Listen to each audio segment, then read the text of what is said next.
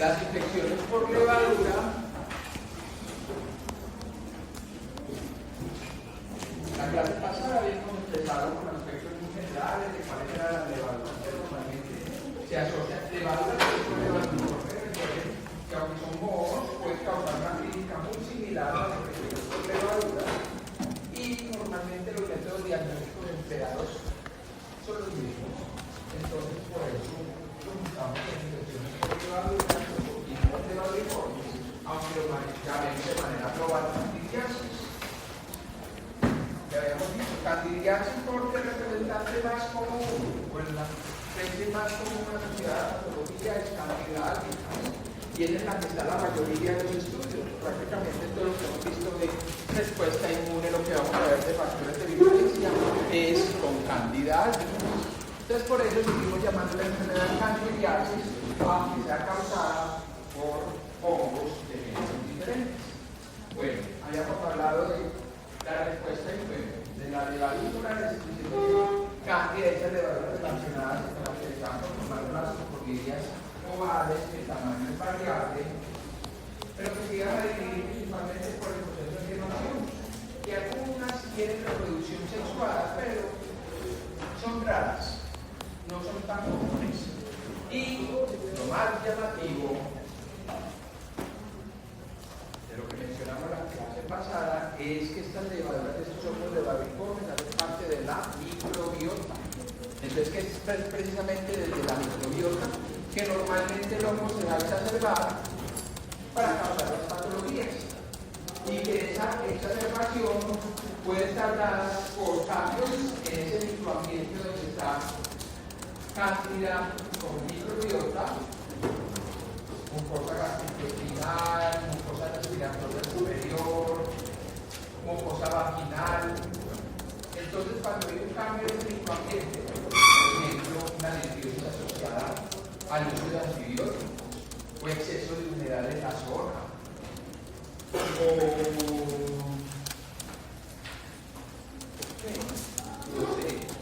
bueno, un paciente diabético ya la mayor disponibilidad de nutrientes, de carbohidratos que pueda utilizar para sobrevivir. Entonces va a favorecer que uno exacerbe, aumente su población y pueda pasar de un estado de comensal a un estado patogénico. Pero que vamos a tener unas condiciones que van a estar más ligadas con la respuesta inmune, pero que va a depender de la zona donde se encuentre el microorganismo, que por ejemplo a nivel de mucosas son muy importantes de los factores séricos que actúan de manera inespecífica, es decir, que actúan tanto como bajo bacterias, hongos, virus, y que de ahí vamos a resaltar la inmunoglobulina de las poquitas inmunoglobulinas que quieran tener un efecto directo sobre hongos. En este caso, en cantidad de inmunoglobulina secretoria, es una inmunoglobulina que constantemente se está liberando en las mucosas, no dirigidas exclusivamente por un patógeno, sino de acción amplia, pueden tener un efecto inhibidor o por lo menos controlador de Candida. Pero ahí entra a jugar un papel muy importante la respuesta celular específica, TH1, TH17. Cuando un paciente tiene alteraciones a nivel de la respuesta TH1, TH17, tiende a desarrollar con mucha frecuencia candidiasis de mucosas. Pero cuando nos vamos a las formas sistémicas, es decir, cuando Candida ya está circulando por torrente circulatorio y llega a órganos profundos, ahí la respuesta más importante, o la que normalmente está variando, es la mediada por neutrófilos. ¿Listo? Entonces, cuando veamos las presentaciones clínicas, ustedes inmediatamente van a pensar, es mucosas, entonces, paciente con SIDA, o paciente con algún linfoma, o con alguna enfermedad que curse con alteraciones en la respuesta celular específica. Pero si hablamos, van a hablar con el doctor Bay, si van a abordar la parte de micosis sistémicas por levaduras, cuando hablen con el van a decir, aquí es importante los neutrófilos. ¿Listo? Bueno, aquí tenemos unos factores que van a favorecer o promover la patogenicidad del modelo principal, que es Candida albicans. Entonces vamos a tener Condiciones propias del microorganismo como el polimorfismo, es decir, la capacidad que tiene de cambiar su morfología.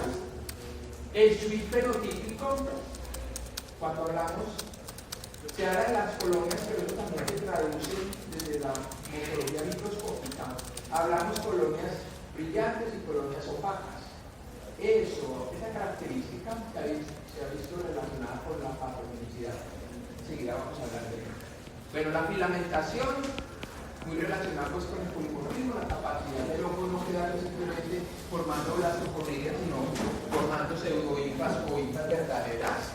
Aquí tenemos ya una condición del entorno, del ambiente donde está el microorganismo, lo que puede favorecer también la virulencia en el hongo, y es la disbiosis. El hongo ve la oportunidad de aumentar su población, entonces también empieza a expresar factores de virulencia. Bueno, otro aspecto intrínseco o propio del individuo, del hospedero, la permeabilidad epitelial incrementada. Hay algunos procesos que favorecen puertas de entrada para que el hongo pase desde el intestino a torrente circulatorio. Ojo, en todos nosotros, en condiciones de salud, en condiciones normales, se está dando un proceso que se llama perlocación.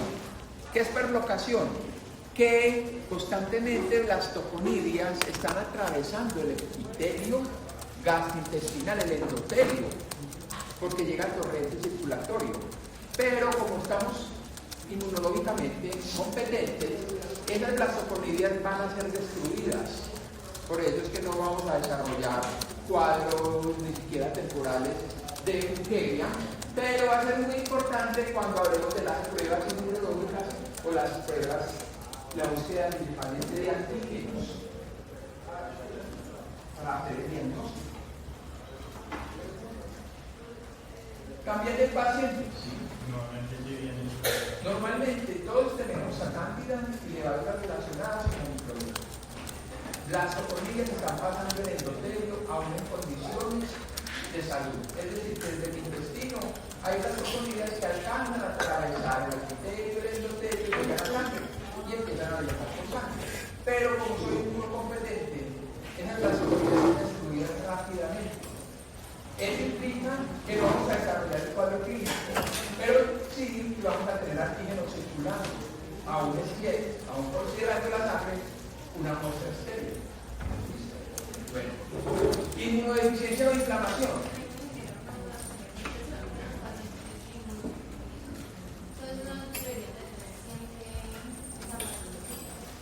No es necesario. Bueno, es una de las principales enfermedades, una de las principales patologías. Pero igual que hay el hongo de bacterias, ellas son mucho más aceleradas, mucho más rápidas, por eso los cuadros más comunes y los que inmediatamente tratan son los procesos bacterianos. Y el médico empieza, y si a las 24 horas no hay respuesta, ya empieza a pensar en los hongos. Y dice, no está funcionando el tratamiento, es una de las posibilidades.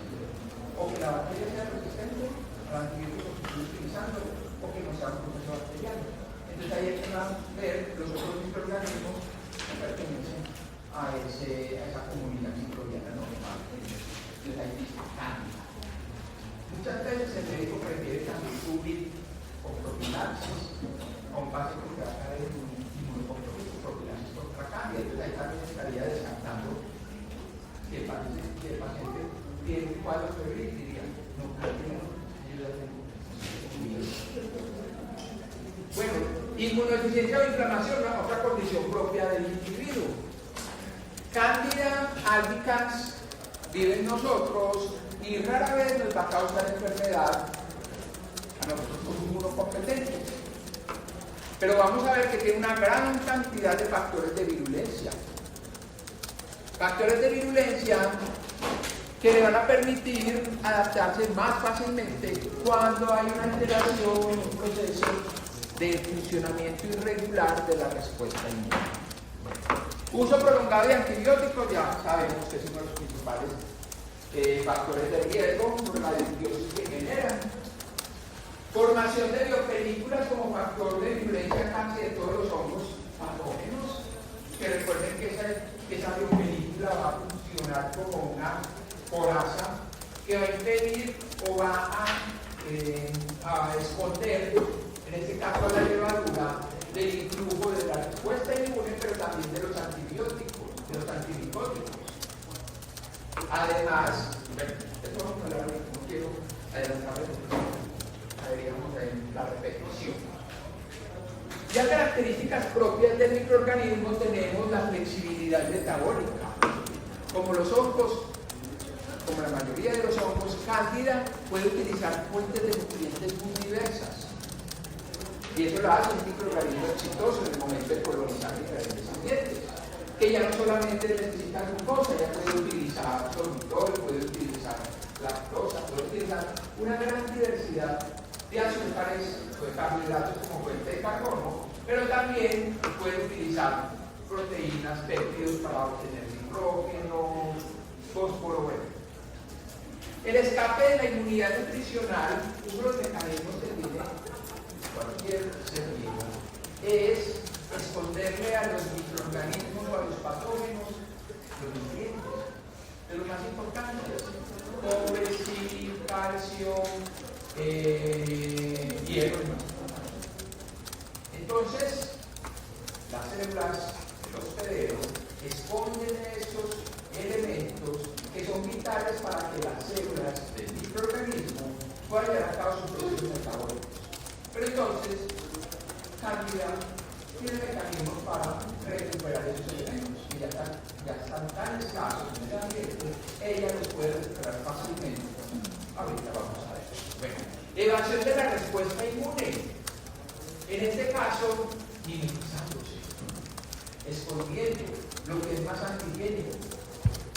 En malacesia decíamos, malacesia se cubre los propios líquidos del individuo. En este caso ella no cambia, no va a hacer eso, pero sí va a esconder lo que es más inmunogénico. Por ejemplo, los beta-glucanos. Los beta-glucanos normalmente las toponimias se ponen en la capa más externa, pero en las linfas y en las pseudolinfas se esconden. Así no se van a poder activar algunos factores de reconocimiento, por ejemplo la delfina 1, que es muy importante para el establecimiento de una respuesta de memoria. Bueno, secreción de enzimas como buen patógeno y como buen hongo, libera una gran cantidad de enzimas que van a funcionar a múltiples niveles. Ahorita lo vamos a ver. Vesículas extracelulares, algo que está de moda en este momento. Si ustedes revisan, hace 2 o 3 años no hablábamos de vesículas extracelulares en hongos. Y ahora resulta que casi todos liberan unas vesículas que, como son unas capas lipídicas, se van a permear muy fácil en los tejidos. O sea, por ejemplo, en la piel perfectamente les va a permitir llegar a planos profundos porque se van a integrar a las membranas celulares de las células del hospedero. Pero el problema en este caso es que esas vesículas pueden llevar o determinantes antigénicos para inducir un proceso inflamatorio que abra puertas, pero también mecanismos de virulencia. Entonces, en Cándida se han identificado también la liberación de vesículas extracelulares. Toxinas. Los hongos, que vamos a ver más adelante, es más común en los mohos, pero en Cándida también, pueden producir microtoxinas. Y esas microtoxinas pueden cumplir función durante la vida. Y expresión, esto quizás sería de lo primerito porque es de las primeras fases del proceso infeccioso. El microorganismo tiene una amenaza de tejido, porque si no rápidamente va a ser depurado por los mecanismos físicos de inmunidad o de protección, por ejemplo, a nivel gastrointestinal, el movimiento peristáltico. Eso hace que no se queden pegadas a las paredes, llamémoslos paredes del epitelio, y que salgan en la materia fecal, en el tracto respiratorio, movimiento mucociliar, los estornudos. Eso facilita que los microorganismos sean depurados rápidamente, pero si ellos logran evidenciar o presentar a nivel de su pared unas cabecinas que les aseguren aferrarse fuertemente al tejido de los hospederos, difícilmente van a ser radicales. Entonces ahorita vamos a hablar de eso. Bueno, esto es simplemente para lo que me había mencionado de la respuesta inmune. Recordemos,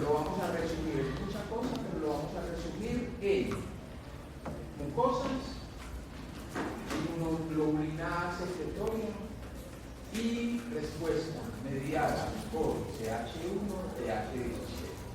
Entonces ahí vamos a hablar de todas las interleuquinas, citoquinas, de ese tipo de respuestas. Pero me interesa que ustedes recuerden mucosas, pacientes que tengan alteraciones de nivel, principalmente pacientes SIDA, pacientes con algún tipo de leucemia, linfoma, que alteren la respuesta. O alguna enfermedad, hay enfermedades inmunodeficientes primarias que también tienen efecto a nivel de la respuesta. Entonces todos esos pacientes van a desarrollar con frecuencia esas formas mucocutáneas. Y los polimorfos en los pacientes que tienen las formas sistémicas. Ahí resumimos todas para no detenernos que necesito es que avancemos. Bueno, entonces, respuesta inmune eficiente, normalmente control de la cándida. Quizás en algunos ambientes, por ejemplo a nivel vaginal, no es necesario ningún compromiso para que se desarrolle una candidiasis vaginal, o ningún compromiso para que se desarrolle una candidiasis unguial. Pero ahí vamos a tener una condición muy particular, por ejemplo en las uñas, la humedad. No necesitamos ningún compromiso, pero si hay exceso de humedad, el microorganismo puede proliferar. A nivel vaginal, alteraciones hormonales o cambios hormonales que pueden ser normales durante el ciclo menstrual pueden favorecer la proliferación de cándida. El uso de duchas vaginales que cambian el entorno vaginal también para favorecer la progresión de cándida. No necesitamos inmunocompromiso, pero ojo, esos cuadros clínicos en un paciente inmunocomprometido van a ser peores, van a ser o más frecuentes o van a ser más severos. ¿Listo? Bueno, entonces aquí tenemos cómo cándida causa infección y la infección, el proceso de infección. Para cualquier microorganismo lo vamos a poder dividir en fases. Aquí tenemos una primera fase que correspondería al reconocimiento y adherencia, es decir, el ojo lo primero que tiene que llegar a hacer es mirar dónde llegó. Él está acostumbrado a los ambientes, llega un ambiente nuevo, o cambiar un cambio de la condición del ambiente, por alguna cuestión, entonces tiene que tener primero el reconocimiento. Y después de reconocer, tiene que buscar adherirse. Proceso vital o indispensable para que se inicie el cuadro infeccioso. En este proceso de reconocimiento, en esa fase de reconocimiento y adherencia, vamos a tener dos factores de violencia principales. El primero, el polimorfismo, la capacidad de cándida de cambiar de blastoconidia a pseudovino, de blastoconidia a hifa verdadera. ¿Por qué es importante? Porque ese cambio morfológico va a conferir características o le va a dar propiedades especiales a la levadura. Por ejemplo, pasar de una fase de blastoconía a una fase de levadura incrementa los enlaces hidrofóbicos. ¿Y eso es que se traduce? Una mayor facilidad de adherencia. La adaptación es más adaptable una IFA, además que una IFA va a permitir moverse, desplazarse las blastoconidias para buscar nuevos nutrientes, un nuevo sitio propicio de desarrollarse. Ticotropismo. ¿Qué es el ticotropismo? El ticotropismo es la capacidad que tiene cualquier organismo de identificar sobre una superficie los sitios susceptibles a la infección. Entonces, supongamos que esto es un criterio. La pseudohifa o la hifa verdadera encuentra este espacio y trata de invadir, en este caso serían las uniones intercelulares. Pero si hay algún daño en ese epitelio, ese podría ser el sitio susceptible de infección para que lo complementen el plano más profundo. Entonces, el ticotropismo es una actividad que va a hacer activamente las hifas o las pseudohifas más no las blastoconidias. Bueno, moléculas de adherencia, que aquí las vamos a mencionar, aquí las tenemos listadas, pero enseguida las vamos a ver con un poquito más de profundidad. Luego de que el hongo hizo el reconocimiento y se adhirió, pasa a la fase de penetración. Si él se queda muy superficial, fácilmente va a ser depurado. Él busca llegar a planos más profundos donde pueda estar oculto, pero además donde pueda encontrar nuevas fuentes de nutrientes. Entonces sería la fase de penetración, la cual puede ser por dos mecanismos, un mecanismo activo, pasivo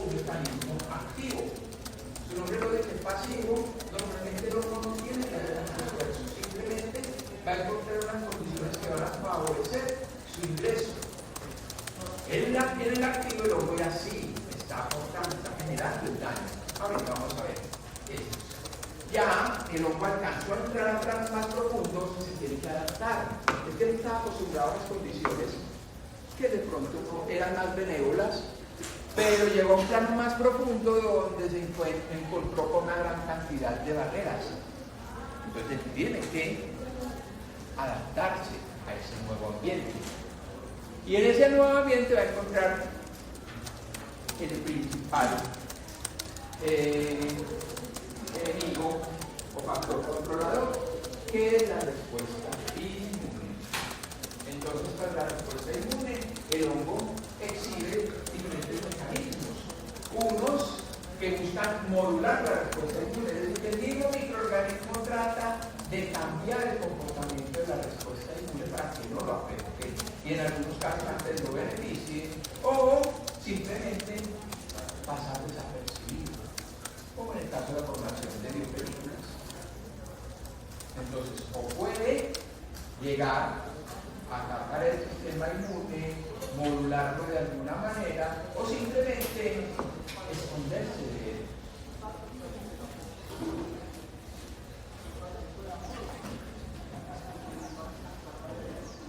Bueno, entonces el polimorfismo ya dijimos que cambia, principalmente cambia de cantidad como un polimórfico, donde tenemos muchas estructuras que pueden ser formadas dependiendo condiciones del ambiente. Entonces aquí tenemos algunas que se van a producir principalmente en condiciones de comensalismo, es decir, cuando el hongo está en su ambiente natural. Cuando el hongo está interesado por las condiciones del ambiente fueron propicias para iniciar un proceso de reproducción sexual asexual, van a formar otro tipo de estructuras. Cuando se presenta esa inmunidad nutricional, es decir, en este caso cuando se esconde el hierro, el hongo también tiene la capacidad de cambiar su morfología para adaptarse mejor a esa ausencia o a esta disminución en los niveles de hierro. Aquí tenemos las formas típicas que normalmente nos hablan de adaptación a condiciones adversas. Sabemos las claminoconidias, son la forma de resistencia que forman todos los hongos cuando las condiciones no van bien, y las pseudobifas en este caso es la estructura que le va a permitir al hongo avanzar más fácilmente desde el pulso, porque como no tiene estructuras de locomoción, es el crecimiento dirigido hacia un lugar a través de las pseudobifas o de las otras verdaderas que le permiten avanzar. Por acá tenemos las estructuras que se han relacionado más con la formación de las biopelículas y en sí el proceso infeccioso. La IFA, que es la estructura que más eficientemente va a hacer el proceso de adherencia, invasión y el daño, porque libera activamente muchas toxinas, y las estructuras grises, esto que les mencionaba ahorita, brillantes u opacas, cambios morfológicos que no vamos a evidenciar tan fácilmente, aunque en las colonias pudiera verse, pero microscópicamente habría características que nos permiten decir cuando el hongo está asumiendo algunas de esas características morfológicas. Lo que les mencionamos desde la clase pasada, recuerden, y eso va a suceder en la mayoría de los hongos. Desde la estructura que llegó a infectar, en este caso la blastomonidia, la composición de su pared normalmente es una composición demasiado ruidosa. Cuando hablo de ruidosa es que puede ser una respuesta muy abrupta, muy fuerte. Entonces, ¿qué hace el hongo? Modificarlo a una estructura o a una composición que sea más silente, es decir, que no despierte o no active esos receptores de las células presentadoras de antes. Bueno.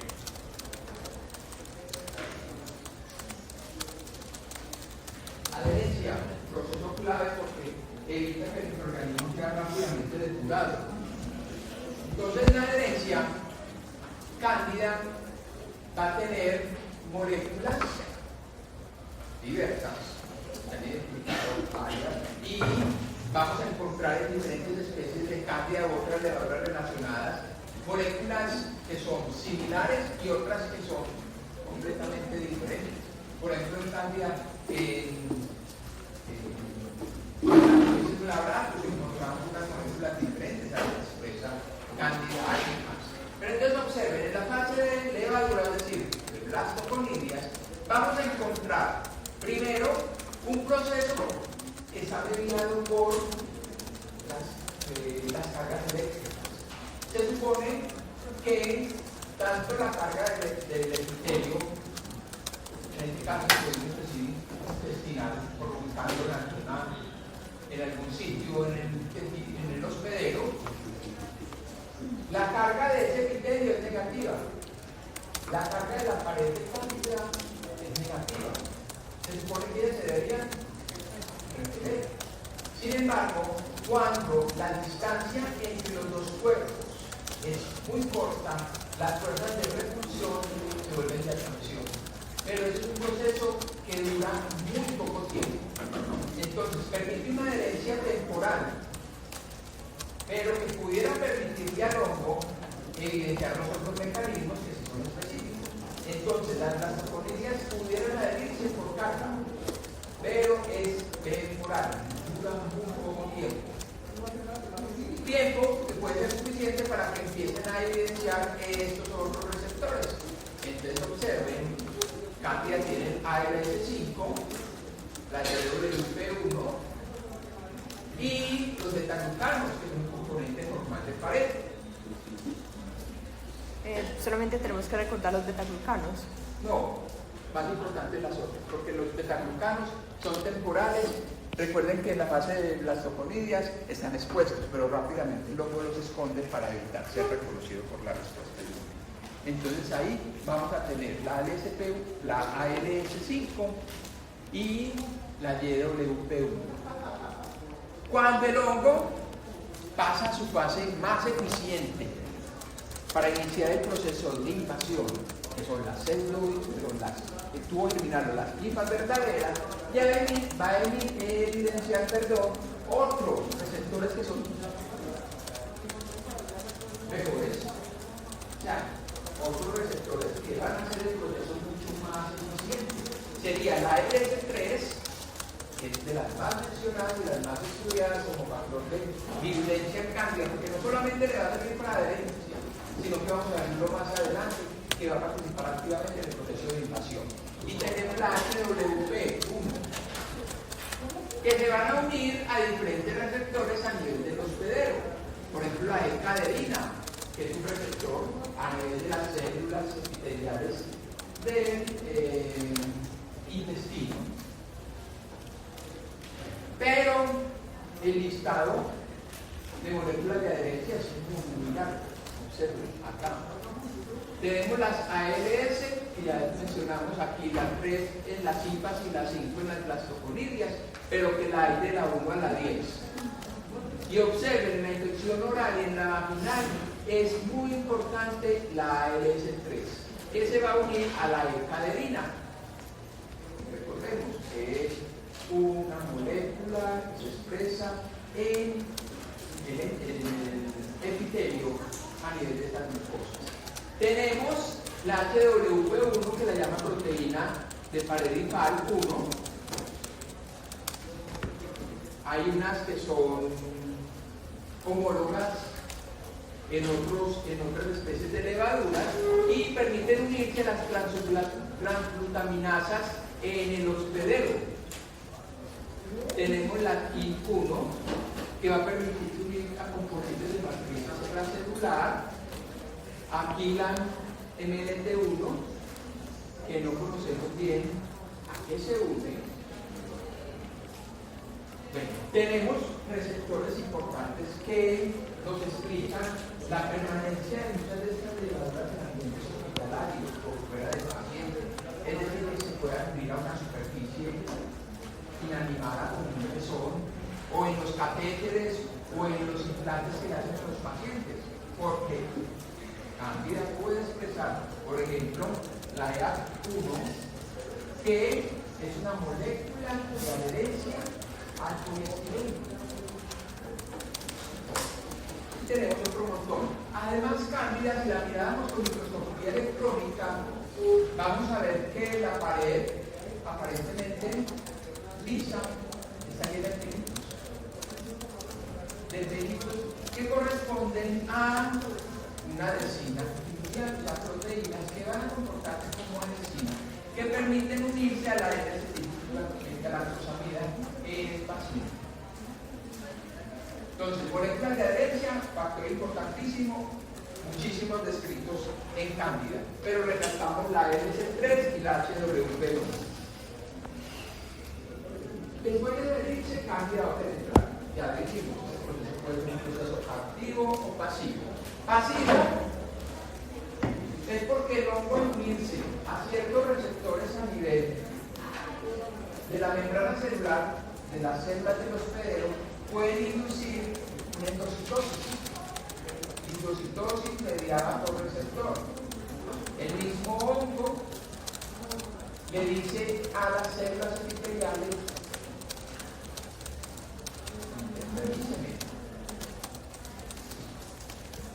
entonces hacen una endocitosis.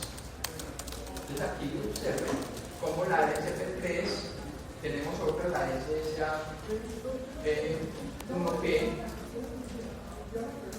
van a favorecer la penetración del hongo, pero el hongo puede hacerlo también de manera activa, llegar y romper con todo lo que tiene. Entonces va a tener enzimas, dentro de va a tener proteasas del tipo lipasas, del tipo colagenasas, que le van a permitir dañar, generar daño físico a la célula. Y aquí tenemos una molécula que es reciente, pero tiene mucha importancia, o sea, recientemente descrita, pero que participa activamente en esa penetración activa, para la redundancia, y es la candidavicina. La candidavicina es una toxina. Una toxina que genera daño directo en las células de los hospederos. Entonces aquí tenemos una serie de proteínas, de enzimas, que van a actuar activamente en este proceso de penetración activa. Proteasas, ya las habíamos mencionado. Perdón, habíamos mencionado las ALS. Dentro de las proteasas asparticas secretadas se han descrito en Candida y 10, que las han denominado SAP1 a la 10, que dañan la L-caderina. O sea, el hongo al unirse a la L-caderina es una señal que favorece la liberación de estas proteínas, de estas enzimas, para que en el sitio del virus se empiece la degradación o la destrucción del tejido. Tenemos las fosfolipasas, 4 descritas en Candida albicans. Sin embargo, la más importante es la fosfolipasa B, que la vamos a ver en muchos hongos, inclusive en hongos como el Pescolopris, Cryptococcus. La fosfolipasa B es una enzima importantísima porque ayuda a dañar los fosfolípidos de la membrana celular de la célula del hospedero. Lipasas. Bueno, y esas fosfolipasas pueden ser las que estén explicando esa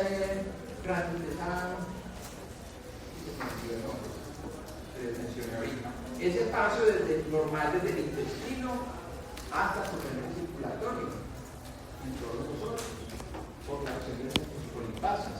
Tenemos las lipasas que ayudan a dañar estructuras del hospedero, también se han descrito en Candida albicans 10 de la 1, denominadas de la 1 a la 10, y esta que es una proteína de superficies que ayuda a dañar factores séricos presentes normalmente en el tejido del hospedero, en los epitelios del hospedero. Esos factores que actúan inespecíficamente en el control de patógenos pueden ser degradados gracias a esa MSD2. Entonces, esto va a permitir la entrada. Pero además de las enzimas, el hongo va a generar urgencia, presión, que es debido a la urgencia que se genera en la IFA, en la punta de la IFA. Va a hacer penetración entre o a través de las células epiteliales, lo que les mencionaba ahorita, el tropismo, y tenemos la candidavicina, la molécula tóxica que va a dañar directamente las células de los hospederos. Profe, ¿por qué las células epiteliales la endocitan? ¿Por qué las células epiteliales endocitarían la IFA? Porque el hongo está pidiendo que se están uniendo receptores que inducen la endocitosis en normal. Ah, ok, entonces. El hongo los activa, él llega y toca la puerta por ahí. Caballo de Troya. Para Caballo de Troya. Bueno, pero no llegó a un más profundo donde los nutrientes, pues en un ambiente al que no está acostumbrado, entonces se tiene que adaptar. Entonces se tiene que adaptar al estrés. ¿Cómo lo hace? Prendiendo y apagando genes. Prende genes que van a codificar para proteínas que le favorecen la adaptación, por ejemplo, a un ambiente de mayor o menor temperatura o de mayor o menor concentración de hidrogeniones. Bueno, entonces aquí simplemente es un proceso de adaptación a un ambiente nuevo, pero metabólicamente el hongo tiene que acostumbrarse a un ambiente que en algunos casos es completamente nuevo para él. Uno de los mecanismos más descritos de adaptación o adaptabilidad metabólica en hongos patógenos es el denominado ciclo de glioxilato. Ciclo de glioxilato. ¿Qué es el ciclo de glioxilato? Es simplemente un atajo del ciclo de Krebs. El hongo necesita obtener energía rápida para no morirse de la misión del paciente nuevo que llegó. Entonces, ¿qué hace el ciclo de glioxilato? Se salta todo este proceso, es decir, pasa de citrato a isocitrato y de isocitrato pasa al malato, sin hacer todo ese proceso. Entonces eso va a hacer que la producción de energía sea más rápida, pero menos eficiente. O sea, no se van a tener todos esos moléculas de ATP que se obtienen cuando se hace un ciclo completo, pero por lo menos le va a permitir al hongo sobrevivir mientras las condiciones mejoren o mientras se adapte mejor. Listo. Lo del switch fenotípico que les decía ahora, el hongo puede formar colonias grises, colonias opacas. Esto normalmente se va a dar frente a condiciones del ambiente. Entonces, se reconocen como factores de virulencia porque le confieren al microorganismo ciertas características de adaptación a esos nuevos ambientes a los que se pueden encontrar. Aquí nos muestran algunos factores que pudieran favorecer o que la colonia sea blanca o que sea opaca, o sea, gris u opaca. Entonces, cuando se disminuye el oxígeno, tiende a formarse colonias blancas. Cuando las temperaturas están al extremo, por encima de 37 y por debajo de 4 grados centígrados, blanca. Cuando hay exposición a la luz UV, blancas. Y aquí tenemos otras condiciones que van a llevar a que las colonias cambien a opaca. Concentraciones de CO2, pH ácido, presencia de N-acetilglucosamida, estrés oxidativo. O sea, cuando está un poquito más feliz se pone opaco, pero no en todo. Cuando tiene las condiciones más parecidas a lo normal, a lo natural para él, tiende a tendremos a verlas opacas. O se tornan blancas cuando ya las condiciones empiezan a ser menos agradables. Yo había leído en la página que tanto la blanca como la opaca ayudaba al apareamiento. Entonces, ¿cuál de las dos? No, las dos participan en el apareamiento. Ahí el momento de apareamiento no tiene una importancia radical que hagan el switch fenotípico. Ambas pueden hacer. Ok, entonces el blanco, es que en la página decía que el blanco era el predeterminado. O sea, el blanco del microorganismo normalmente cuando lo hablamos de un paciente es el que encontramos, porque es el que confiere mayor resistencia a las condiciones ambientales. Bueno, decíamos que el hospedero, las células del hospedero, en el intento de limitar el desarrollo del microorganismo esconden micronutrientes. Y mucho más si estamos hablando de un ambiente intracelular, entonces si el microorganismo logró penetrar a la célula, ahí sí que se da el secuestro de micronutrientes para que no quede la disposición del microorganismo. Pero Cándida y la mayoría de hongos patógenos tiene mecanismos muy eficientes para recuperar esos elementos que requiere para poder desarrollarse. Por ejemplo, el zinc. Candia tiene transportadores de zinc e importadores de zinc vascular. Transportadores de zinc que los prenden en cualquier lugar y los del zinc vascular cuando están intracelularmente. Entonces, el poquito zinc que hay por ahí, el hongo aumenta su afinidad por él para poderlo tomar y utilizar. El hierro, supremamente importante. ¿Qué hacen muchos hongos? Bueno, las células del hospedero los esconden. ¿Y dónde es una de las fuentes más importantes de almacenamiento de hierro en el hospedero? Los glóbulos rojos. Entonces, ¿qué hace el hongo? Lisar los glóbulos rojos para liberar ese grupo N. Pues liberar el hierro del grupo N de hemoglobina. Tiene sistemas de captura de hierro reductor y tiene hierro, es decir, proteínas de alta afinidad por el hierro que pueda estar por ahí disponible. Lo mismo hacen con el cobre.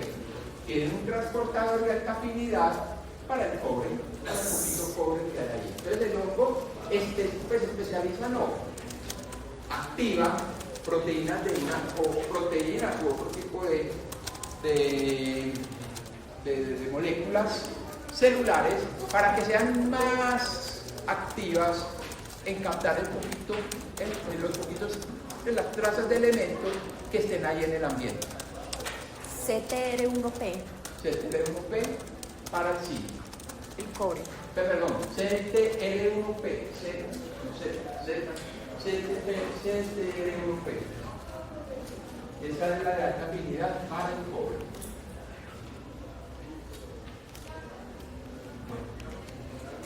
Entonces llegó, se nos va a adaptar al tejido, pero ahí está la respuesta del mundo. Tratando de controlar. Entonces, los mananos, que son carbohidratos a nivel de la pared, muchos hongos, se les conoce su papel como inmunomodulador. Aquí dice inmunosupresor, pero sería más correcto hablar de inmunomodulador porque tiene diferentes efectos. Como inmunosupresor, va a alterar la respuesta de los linfocitos T a través de la inhibición de la síntesis de citoquinas. Disminuye la producción de interleuquina 12, interleuquina 10, el factor de interferón gamma, degrada el complemento, que el complemento, recuerden que poca utilidad tiene la respuesta inmune contra hongos, salvo que funciona como opsonina, pero en el caso de Cándida ni siquiera eso lo detecta, porque los mananos destruyen o degradan el complemento. También alteran las células NK, pero los linfocitos también naturales, las naturales. Y dijimos ahora que el hongo podría liberar hemolicinas, pero el mismo manán también tiene una función hemolítica. Puede inducir la crisis de los glóbulos rojos para facilitar la captura o la toma de hierro del grupo E.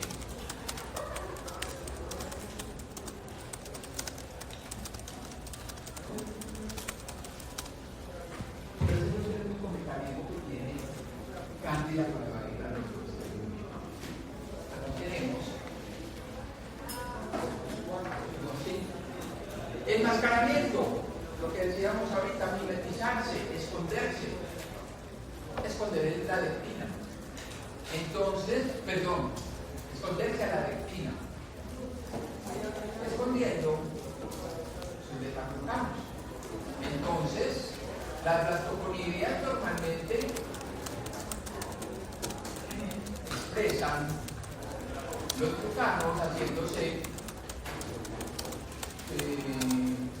evidente al microorganismo, haciéndose evidente a las células fagocíticas, células principales del organismo que van a facilitar su fagocitosis, además que por el tamaño es preciso, es perfecto.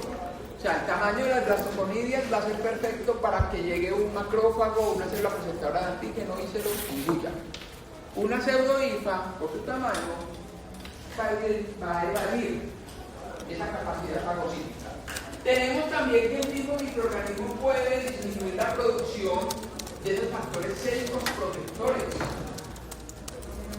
Por ejemplo, las beta-endorfinas. Las beta-endorfinas favorecen la respuesta celular inespecífica a nivel de los epitelios en el hospedero. Cándida disminuye la producción de beta-endorfinas por parte de las células endoteliales. Está también actuando a nivel de la respuesta celular inespecífica. La degradación del complemento, ya dijimos, el complemento cómo funciona, pero puede servir de oxonina. En este caso ni para eso le va a servir porque a través de sus proteasas asparticas secretadas se va a dañar el complemento. Profe, los factores séricos protectores para respuesta específica. Inespecífica. Bueno, daño mecánico. El hongo puede ser fagocitado en su fase de blastoconidia, pero no es destruido rápidamente y se le dio chance de que creciera. Entonces, al crecer y formar el tubo germinal y la hifa verdadera, eso puede funcionar como una especie de cuchillo que va a perforar la célula desde el interior, permitiéndole que se escape. Pero es que ¿cuánto se demora en fagocitar? Pues que le dan tanto tiempo a... No, puede ser rápido, pero es que no todas. Ahí va a depender también mucho la funcionalidad de las células del hospedero. Puede ser que tengan un problema en la formación del fagolisosoma y le dan chance a que la levadura progrese. Inhibición del fagolisosoma, es decir, el mismo hongo también puede impedir que, aunque sea fagocitado, se forme el fagolisosoma, es decir, el fagosoma quede independiente. Simplemente el hongo va a estar subsistiendo, sobreviviendo intracelularmente, pero porque no es destruido por la secuencia de cóctel de enzimas y metabolitos que están en el lisosoma. Bueno. Así como el hongo puede inhibir o modificar, puede esconderse a los PRR, los patrones de reconocimiento, él también puede generar alguna modificación en la expresión de sus patrones de reconocimiento.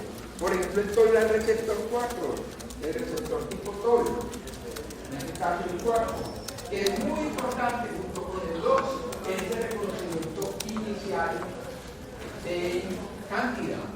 El hongo puede disminuir la expresión de los tolerantes.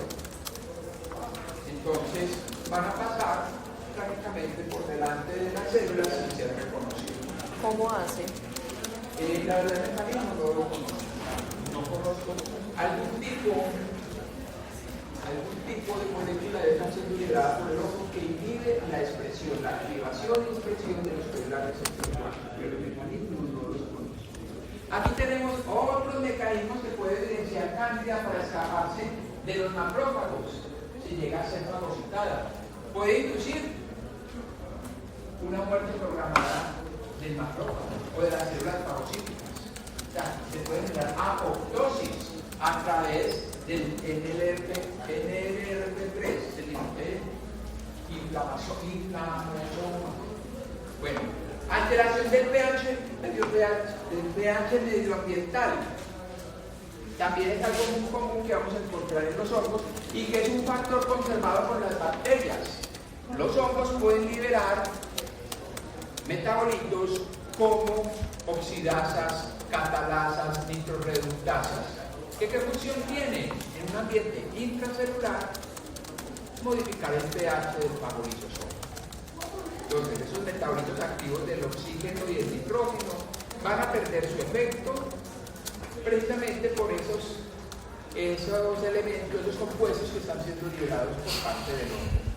El mismo hongo puede inducir, por eso decíamos ahorita que era inmunomodulador, él puede inducir la producción de citoquinas proinflamatorias. Puede mascarar los PAGs, eso ya lo vimos. Y hay otro compuesto que ya lo habíamos mencionado en la clase pasada, cuando decíamos que los hongos que Cándida hablaba por las bacterias. Y habíamos mencionado dos moléculas muy importantes liberadas por Cándida, el parmesol y el parmesol y el otro.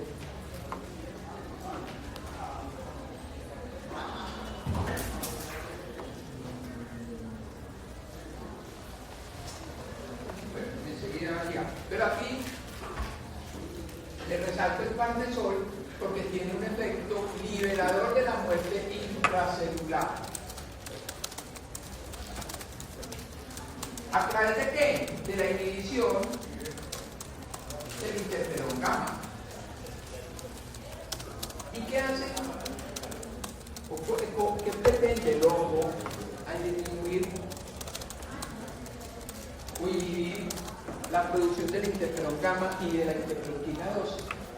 Desviar la respuesta inmune de los hospederos, de una respuesta celular a una respuesta humoral.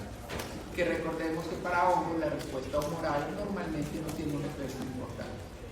Es una manera de inmunomodular y lo hace a través del farnesol. Y también, como lo hace malacesia, Cándida puede producir compuestos indólicos.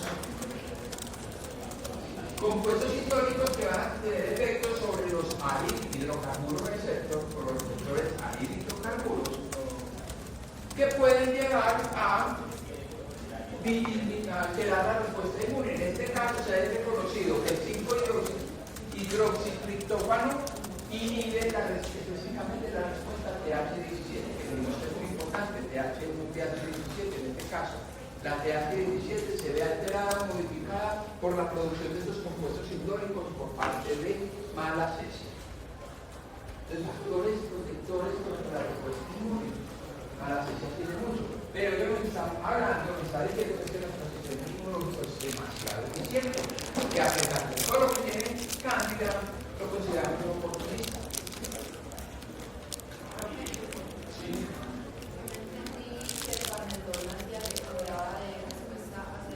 Sí.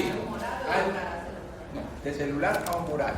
Lo normal es que sea celular, pero él inhibiendo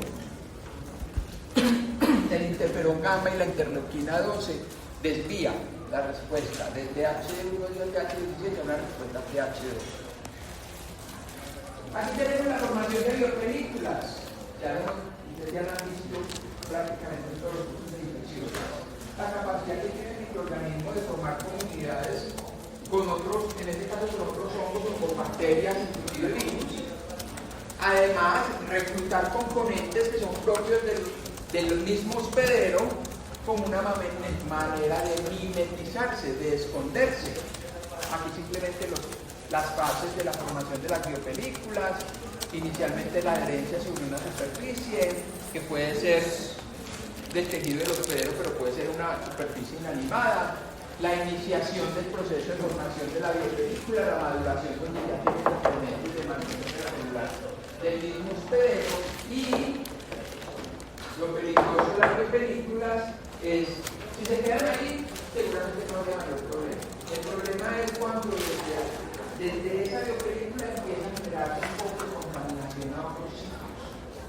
Entonces, este proceso de dispersión, partículas de la biopelícula se desprenden y llegan o van a buscar otros sitios donde establecerse.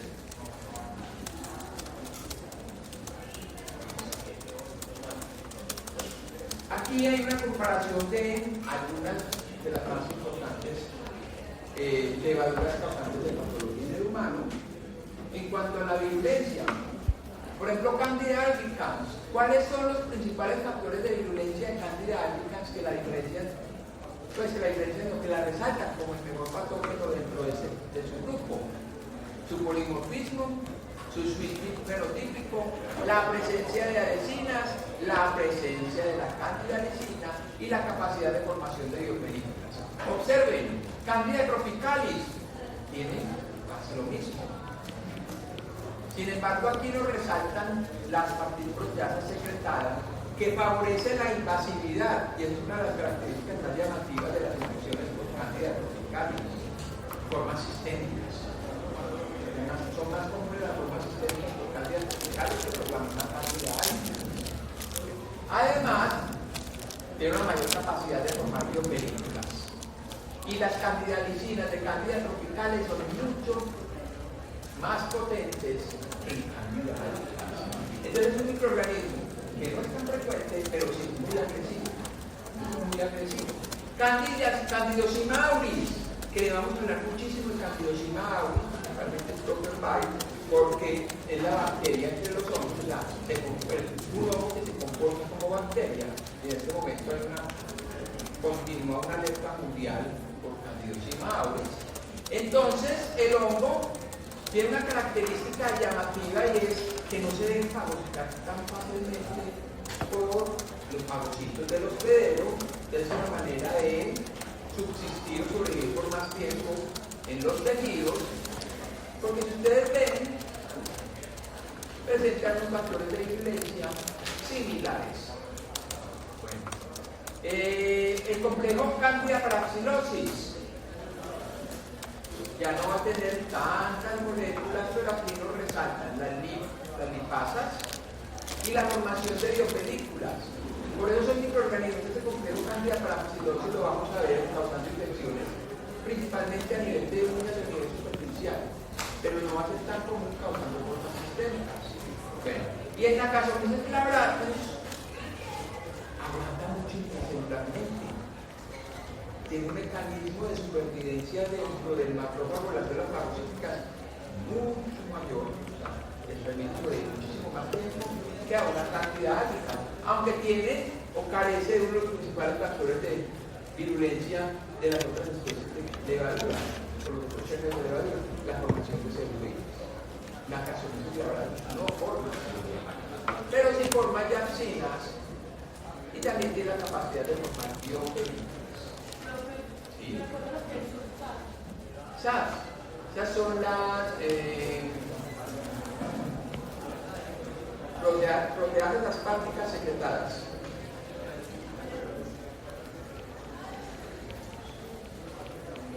Bueno, simplemente lo que acabamos de ver, pero de manera esquematizada. Vamos a tener aquí las principales especies o géneros y especies de levaduras relacionadas con patología. Aquí tenemos a Candida albicans. Si ustedes ven, evidencia una gran cantidad de factores de virulencia. Sin embargo, cuando vamos a estudiar o a buscar esos mismos factores de virulencia en otras especies de Candida o en otras levaduras relacionadas con patología, vamos a encontrar que en algunas faltan muchísimos de esos factores de virulencia. Eso nos puede explicar que no sean tan frecuentes, que no sean tan comunes como Candida albicans. Pero también nos puede explicar por qué la podemos encontrar, por ejemplo, una Candida tropical, más comúnmente causando formas sistémicas y muy rara vez causando una candidiasis vaginal o una candidiasis en mucosa. Y es precisamente porque se especializa en adaptarse a ciertos ambientes. Entonces hay que ir solamente a algunos factores de virulencia. Aquí tenemos a Candida duliniensis, que recuerden que hace parte del mismo complejo de especies de Candida albicans. Entonces observan muchos factores de virulencia entre ellos. Y por aquí Candidocima auris. Candidocima auris que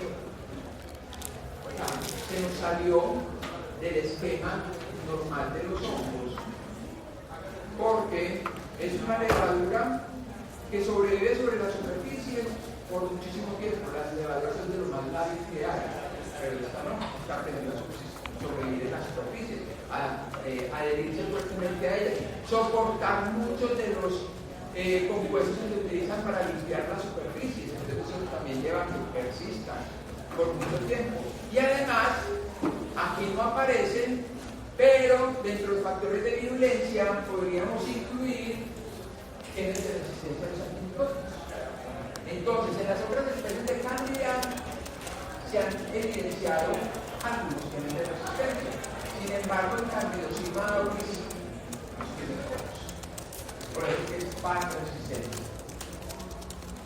Aunque pues, tampoco podemos generalizar, porque en estos días nos traen un estudio, porque como se hace vigilancia estricta de Candidocima auris, llamó la atención que muchos de los aislamientos que tenemos acá, por ejemplo los de acá de Medellín, son sensibles a y supuestamente una característica de Candidocima auris es la multiresistencia.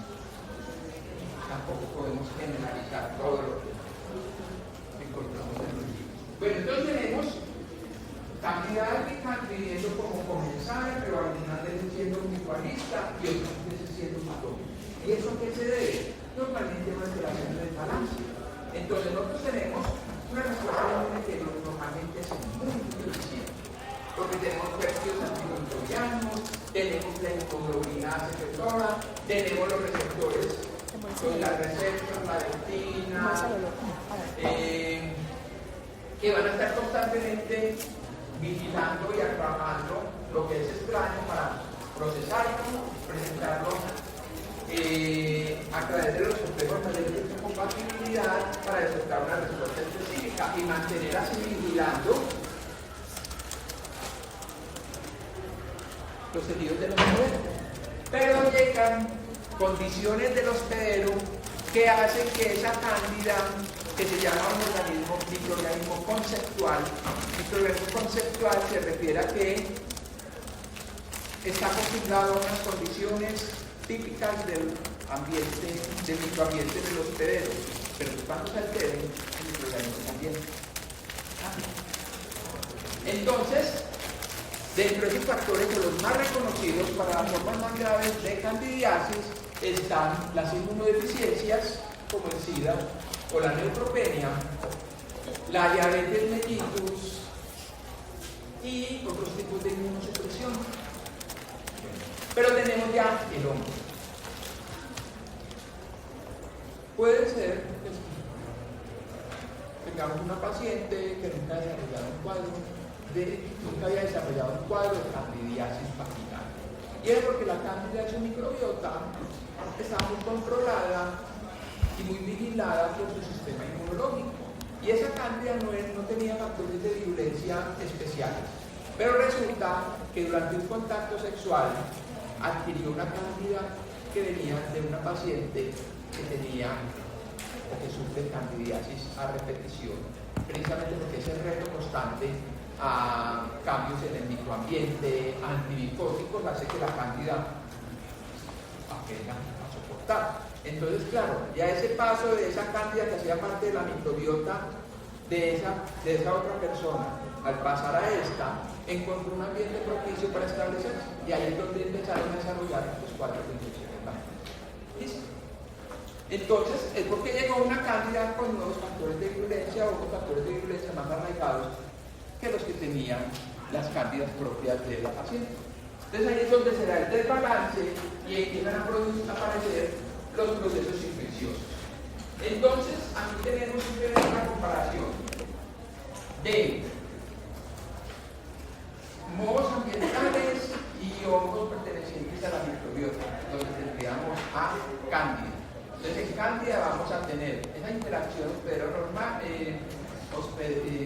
interacción hospedero-hongo, que va a llevar a que más o menos pues, se mantenga esa homeostasis. Pero cuando se modifica algo en el hospedero, ya sea con condiciones genéticas del paciente, inmunocompromiso, el uso de antibióticos de amplio espectro, la disbiosis que se puede generar por ese uso de antibióticos de amplio espectro, o alteraciones de las barreras naturales, ya el hongo pasa a comenzar a ser un patógeno.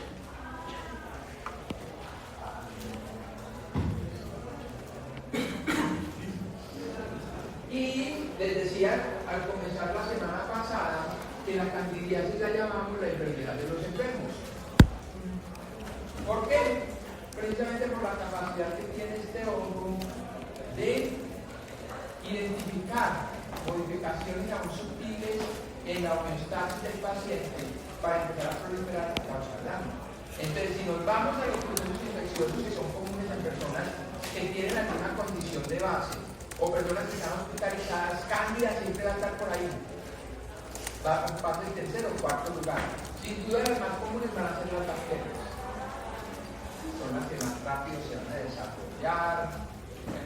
En cambio, un cándida necesita un poquito más de tiempo.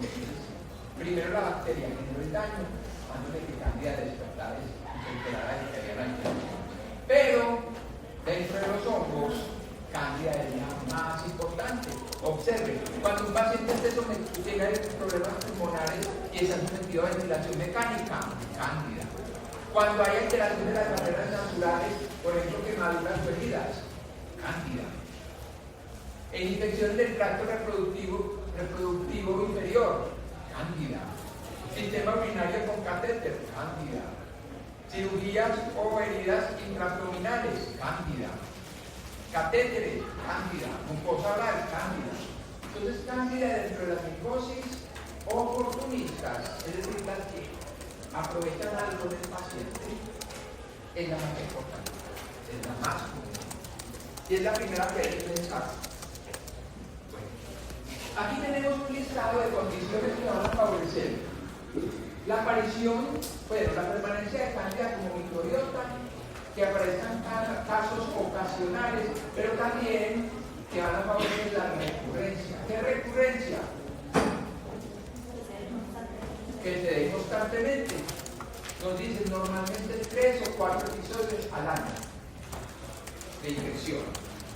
Entonces, condiciones del hospedero, ser VIH positivo. Se favorece la colonización de las mucosas de los pacientes por cándida. Tratamiento con esteroides, inmunosupresores. Tratamientos prolongados con antibióticos de amplio espectro. La disbiosis. Terapia hormonal sustitutiva. ¿Por qué? Porque se ha visto que cándida tiene unos receptores a nivel de pared celular que son homólogos a los receptores para estrógenos y progestágenos. Esto favorece la filamentación en cándida. Por eso es que algunas mujeres desarrollan muy frecuentemente en ciertos momentos de su ciclo menstrual infecciones por cándida, por la presencia de estos receptores. Entonces, claro, se están dando tratamientos con hormonas de una mujer que tiene alguna alteración hormonal o que ya está en su edad de menopausia. Posiblemente cándida va a aprovechar eso para generar problemas. Anticonceptivos orales, ¿por qué? Por lo mismo. ¿Qué son los anticonceptivos orales? Bombas de hormonas. Dispositivo intrauterino. Aquí me falta algo muy importante: embarazo. ¿Por qué le mandan a las mujeres el embarazo control cada 3 meses? Precisamente para evitar que en el momento del nacimiento no vaya a tener una cantidad expansiva y pueda darse la contaminación del niño neonato de su paso por el canal del parto. Frecuencia de dispositivo intrauterino, lo mismo, es alteración de los niveles hormonales. Frecuencia de relaciones sexuales se asocia con cambios en el pH, pero también traumatismo, se abren puertas. Y ahorita decíamos, mediante el timorroquismo, el hongo puede identificar sitios susceptibles de la infección para poder penetrar. Sexo oral y anal. ¿Por qué? Porque las cándidas están mejor adaptadas a ciertos microambientes. Entonces tenemos unas cándidas que les gusta más la mucosa oral y otras la mucosa vaginal, la mucosa anal. Entonces están pasando de un lado para otro para encontrar condiciones que de pronto favorezcan su desarrollo exacerbado en alguno de estos sitios. Y el estrés se considera un inmunocompromiso. Cuando llega a un estado severo, al diestrés, que puede tener un efecto inmunosupresor. Vamos a tener también las condiciones. Las hormonas normalmente los receptores a nivel de la pared celular del óvulo, que va a identificar hormonas femeninas como estimuladoras de la filamentación. Y si hay mayor parte de filamentación, mayor capacidad de filamentación. Bueno, tenemos condiciones ya intrínsecas del hospedero. Grupo sanguíneo no secretor. Grupos sanguíneos que se liberan. Hay que hacer unas pruebas especiales en el laboratorio para determinar si es secretor o no secretor. Aquellos con grupos sanguíneos no secretor son más susceptibles a las infecciones por cándida. Individuos de raza negra, pero para ciertas presentaciones, no para todas. Historia familiar: normalmente, si una mujer desarrolla o sufre de candidiasis desde pequeñita, pues desde muy joven, sin necesidad de haber iniciado las relaciones sexuales, en la familia hay el antecedente de que las mujeres lo han sufrido así. Y polimorfismo genético: tenemos condiciones genéticas que pueden favorecer ciertas presentaciones clínicas. Entonces, todo esto puede llevar a que simplemente la paciente o el paciente tenga una colonización por cándida, pero no progrese de ahí. Cándida creció, está un poquito más aumentada, pero sin generar mayor problema. Pero sí para nosotros, porque en las muestras clínicas va a salir un montón de cándida, pero no va a ser la responsable del cuadro clínico. Pero sí puede llevar a que se desarrolle un proceso infeccioso o una infección recurrente. Profe, ¿a las lesbianas les da más? No, no necesariamente. No se ha visto como un incremento en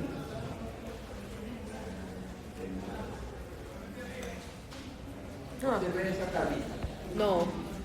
Les decía que se han descrito alrededor de 500 especies de cándida y si le sumamos las otras de algunas relacionadas son más. Pero la epidemiología ha cambiado, porque si ustedes se van a buscar la literatura de los 80 y los 90, comienzo de los 90, le dicen cándida albicans es el causante del 94% de los casos. Cándida albicans. Ya ahora vamos a ver en los estudios, inclusive estudios recientes publicados aquí, hay uno realizado por el profesor Ángel, es apenas un 56% cantidad. Pero ahí nos tenemos que hacer varias preguntas. Primero, ¿será que ya estamos identificando bien? En los 80 y los 90 tuvo germinal. Y ustedes ven que tuvo germinal es algo de pronto muy rudimentario, que de pronto da pie a malas interpretaciones. O puede ser que las otras especies de cándida hayan adquirido con el tiempo mejores factores de virulencia, que si sea un cambio en la epidemiología. No sabemos bien, pero lo que sí es que cándida albicans sigue siendo la más importante, pero ya no es el 90%, ya lo bajamos y hablamos del 54, 56%, aunque aquí, que esta es una publicación del 2025, nos decía que podían oscilar entre el 2 y el 70%, dependiendo de la forma clínica, pero también la zona geográfica, el estudio publicado. Seguido de cándida albicans tenemos a cándida parapsilosis. En nuestro medio cándida parapsilosis, muy frecuente, pero causa infecciones en de las manos. Entonces, arrastra esa epidemiología, pero por infecciones de las manos, no tanto en forma sistémica. Luego tenemos a la cándida tropicalis, que puede estar entre un 7 y un 25%, y cándida glabrata. Esas son las cándida glabrata o Nacasomyces glabratus. Esas son las más comunes. Cándida albicans, cándida parapsilosis, cándida tropicalis y Nacasomyces glabratus. Ya tenemos otras que son importantes, pero ya no son tan comunes, aunque hay que tenerles mucho cuidado porque normalmente son especies que evidencian fácilmente resistencia. Ahí tenemos a Candidocima auris, tenemos a Candida dudiniensis, la Villermondi, la Pichia cudriaceae, que era la anteriormente llamada Candida crucei, Candida lusitaniae, que ya es de Yerosima, la Bispora lusitaniae, Candida metapsilosis y Candida autopsilosis. Y ahí tenemos un listado ocasional. O sea, que rara vez aparece, pero que son muy importantes de estar vigilando cuando les aparece un caso en los sitios donde ustedes van a hacer sus prácticas o van a trabajar, porque pudiera ser el inicio o la primera señal de un brote en ese ambiente hospitalario. Entonces hay que identificar de dónde salió y cómo se mantiene para poderlo controlar. Desde aquí les resalto esto como las especies más, segundo lugar de frecuencia. Bueno, eso es para mostrarles simplemente el cambio de la epidemiología. Si ustedes observan, pues Candida albicans, este es un estudio que fue hasta el 2007. Candida albicans, en ese entonces, correspondía al 65.3%, y esto es global. Sin embargo, este estudio, que también es global, pero nos habla solamente de las formas invasivas, nos decía que Candida albicans había caído al 46.4%. Entonces la epidemiología ha cambiado, pero aquí tenemos un problema grandísimo. ¿Quiénes son los que normalmente reportan esto? Hospitales de niños. Entonces eso no es lo que está sucediendo en todo el país ni en la población. Simplemente son casos informados en el hospital San Juan de Dios en Bogotá. San Juan de de Bogotá. Entonces, eso van a decir, en Colombia, esta es la epidemiología, no es la epidemiología para ese sitio específico. Porque además en los hospitales se van a también a especializar en el tipo de población que atienden. Entonces, claro, ahí podemos tener muchos casos en la población, por ejemplo, trasplantada, pero los otros hospitales no hacen trasplantes. Entonces, la epidemiología, al ser la linfosis, enfermedades que no son de notificación obligatoria, no la conocemos bien. ¿Sí? No, era eso de que si la candida se reporta o no la tenemos. Candidosima, nicoláudica, candidosima. Bueno, y entonces observen que las otras especies de Candida o de valores relacionadas han aumentado. Aquí vemos un comportamiento como muy estable, pero sin embargo, si nos vamos a estudiar en ciertas poblaciones, por ejemplo, los pacientes oncológicos, vemos que la Cacciomyces glabra se está haciendo eso. Y es precisamente por ese uso, ese mal uso de los antibióticos como profilácticos. En la Cacciomyces glabra se intrínsecamente resistente al fluconazol, y el fluconazol es el que se utiliza como tratamiento profiláctico en estos pacientes. Es decir, es incorrecto hablar de tratamientos profilácticos, porque no es un tratamiento. Profilaxis se refiere a un medicamento que se le está aplicando a un paciente para evitar que desarrolle un proceso infeccioso. Entonces no es un tratamiento como tal. Pero en este caso, ¿qué está haciendo ese medicamento? Está eliminando las otras especies que competían con la Cacciomyces glabra y le están dando el chance a esa Cacciomyces que es resistente de proliferar y pasar a ser patógeno importante. Aquí con las formas invasivas, aunque en este momento no nos interesan mucho tanto las formas invasivas, recuerden que nosotros vamos a ver la hipótesis piel, pero aquí está, de hecho lo van a retomar con el profesor Orbay, la distribución mundial de frecuencia de las principales especies. Estoy resaltando la Candidosima auris. Candidosima auris y todas estas que son raras, pero estamos encontrando recientemente casos y se repiten. Entonces nos dicen, hay que estar alerta. No me voy a detener, porque esto lo van a ver, lo van a retomar en el profesor Orbay. Simplemente para que vean cómo ha ido progresando Candida auris desde la primera vez que se habló de ella. El primer reporte fue en el 2008, pero cuando se empezaron a hacer estudios retrospectivos, el primer caso informado en el humano, por lo menos de que se tenga aislamiento, que nos sirva de referencia, es del 2004, y fue por allá en Asia.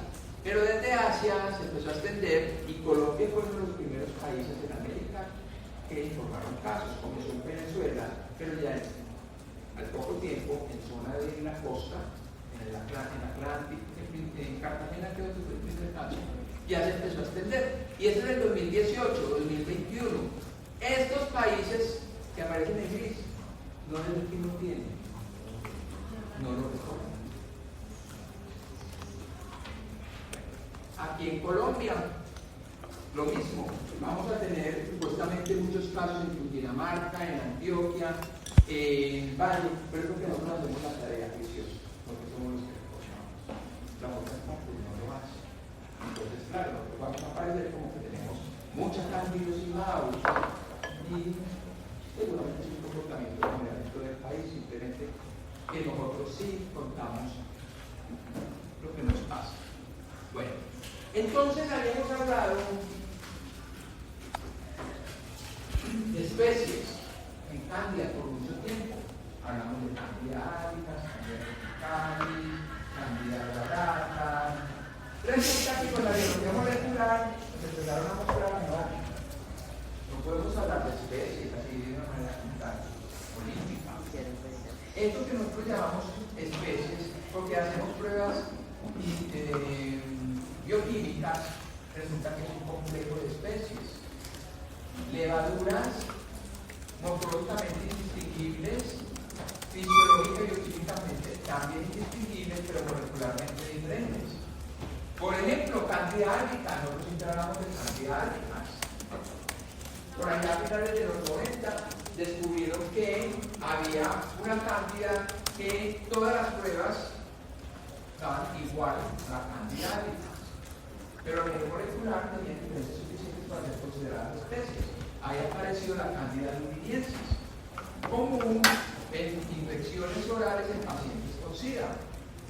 Pero después en África encontraron otra especie y la denominaron cándida africana. Sin embargo, esa cándida africana, hemos tenido, pues, se tiene mucho debate, porque para algunos autores es lo mismo. La cándida africana es la misma cantidad, ahí sí no hay una diferencia suficiente. Pero en las bases de datos aparece como una especie. Entonces, cuando hablamos de cándida albicans, hablamos del complejo cándida albicans. ¿Que ¿Cómo las voy a diferenciar? Las técnicas normales no me van a servir, no me van a servir un tubo germinal, no me va a servir una formación de clamidocloridias. De pronto la asimilación de azúcares nos puede ayudar un poquito, pero nos genera dudas. Entonces, hay herramientas que podemos utilizar para diferenciarlas. Por ejemplo, el RFLP me va a dar un patrón utilizando ciertas enzimas de restricción, un patrón de bandeo específico para cada una, utilizando como el gen blanco molecular, el gen HWP1, esta proteína de adherencia que mencionamos ahorita, pero como en todas las clases de biología molecular hay otras alternativas. Por ejemplo, crecimiento a 45. Sin embargo, a mí todo lo que me digan variable no me sirve, porque variable quiere decir que puede dar, pero que no. Entonces, si no me dio entonces, crecimiento a 45, cantidad de cosas puede crecer, algunos aislamientos a 45, pero otros no. Entonces, bueno, se supone que cambia de origen, es un termolar y no va a crecer. El cromoagar es donde van a dar un color verde. Entonces miren, pero es que luminense es un verde más oscuro, color muy subjetivo. Formación de clamidocloridias. Si es en el método, en el medio, leche semidescremada al 10%, harina de maíz, no es muy fiable porque hay veces la cándida londinensis no me produce tanta clamidocloridias, entonces tampoco me gusta. Que la asimilación de azúcares, me dicen, en el ACI20C, el alfa-metil de glucósido puede ser variable en cantidad albicans y la silosa variable, pero probablemente variable, si no me dio, entonces, ¿es de londinensis o es una albicans que no dio?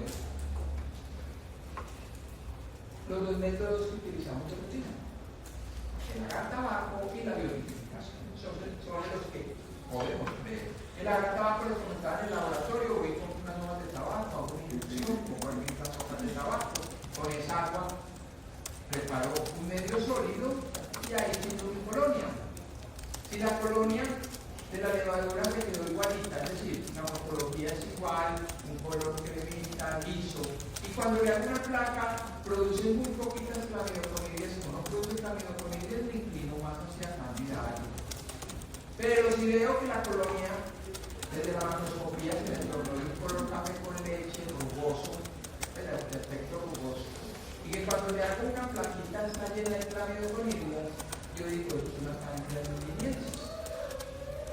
Y en la biotipificación o opacidad del Pin 80, simplemente preparo el medio con Pin 80 o siempre lo mito. Si es una cantidad albican, la cantidad albican va a licuar el Pin y me va a generar un grado de opacidad alrededor de la colonia. En cambio, la cantidad de londinensis es incapaz de licuarlo. Entonces no hay ningún cambio. Puede haber crecimiento, pero no hay la formación del halo alrededor. Entonces, los dos métodos que pudieran preguntar en un laboratorio donde no puedo hacer biología molecular, pero si tengo maldito, pues ideal, si hago molecular, mucho mejor.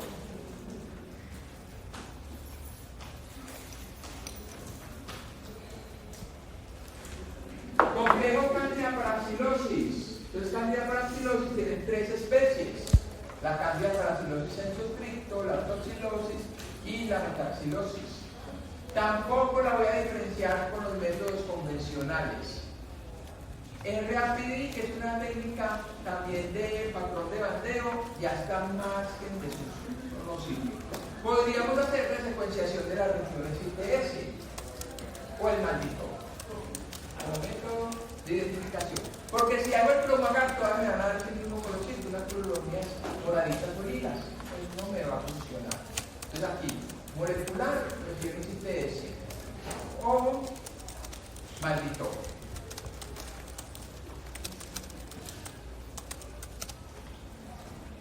Profe, ¿puede poner el otro, por favor, un segundo? Candida glabrata, ahora conocida como Nacasiomyces glabratus, también es un complejo que tiene 3 especies, que son el Nacasiomyces glabratus sensu estricto, Puede pasar. el Nacasiomyces blacariensis y el livariensis. Me dicen, en el cromagar, por ejemplo, la blacariensis y la livariensis se van a quedar blancas, en cambio, la glabratus se me va a quedar de color lila. Entonces, nuevamente va a tener colores que no me van a dar tanta información. Entonces, bueno, saltémonos a lo molecular. Entonces, aquí las regiones IPS o las regiones hipervariables D1, D2 de la región 26S, que tiene algo más, son las más informativas. Nuevamente, el magnitor. Observen que el magnitor es una herramienta muy buena con el evaluación. Pero necesitamos un tipo de procesos. Ahí tenemos las limitaciones. Meyerosima guillermondi, anteriormente conocida como Candida guillermondi, también incluye varias especies. La Meyerosima guillermondi, la caríbica y la cacófila. Tampoco la voy a diferenciar por las técnicas convencionales, por eso tengo que hablar de complejo. No me funciona muy bien las regiones IPS. Observen que en lo molecular también pueden encontrar limitaciones. Por ejemplo, acá me sirve para hablar de guillermondi, pero no me va a funcionar para diferenciarla de la caríbica o la cacófila. Si yo ya quiero diferenciar ese complejo, voy a tener que utilizar otro gen informativo. En este caso, el gen de lactina es el que nos da más información. Maldito, tampoco es que lo sepa todo. No sé si ya lo corrigieron, pero uno de los grandes inconvenientes para diferenciar es que me separaba muy bien a la Meyerosima guillermondi, pero no a la cacófila y a la caríbica, que me quedaban como una sola.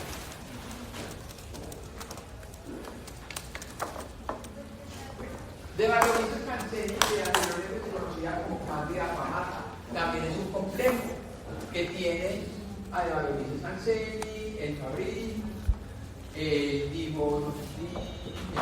Divorensis y el Pilocola, porque son nunca nadie los he conocido. Tampoco me van a servir las técnicas convencionales, no me van a servir ni la asimilación de azúcar en el tubo germinal. Lo que hacemos de rutina para diferenciar las levaduras no me van a servir para diferenciar las especies dentro de los complejos.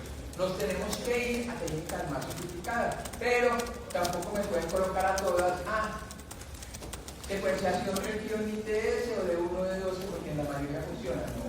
Por ejemplo, aquí observen, la ITS no me funciona, me va a tener que ir al gen de la lactina. Entonces no vayan a caer tampoco en el facilismo de pensar que todo sirve. Profe, no entiendo la diapositiva anterior, ¿cuáles son los otros nombres y cuáles son? Los que están con dentro son los nombres de especies nuevas, de especies dentro del complejo, y esos eran los nombres viejos.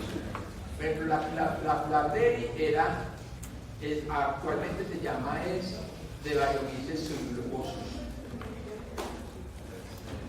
Bueno, aquí simplemente las técnicas o los genes informativos que se han utilizado para diferenciar las especies de Cándida dentro de los complejos. Simplemente información. Ustedes me dicen, pero nos vamos hasta 5 minutos antes de las 4. ¿Quieren descanso? Sí. Bueno, tomemos unos 15 minutos, listo. Son las 2:31.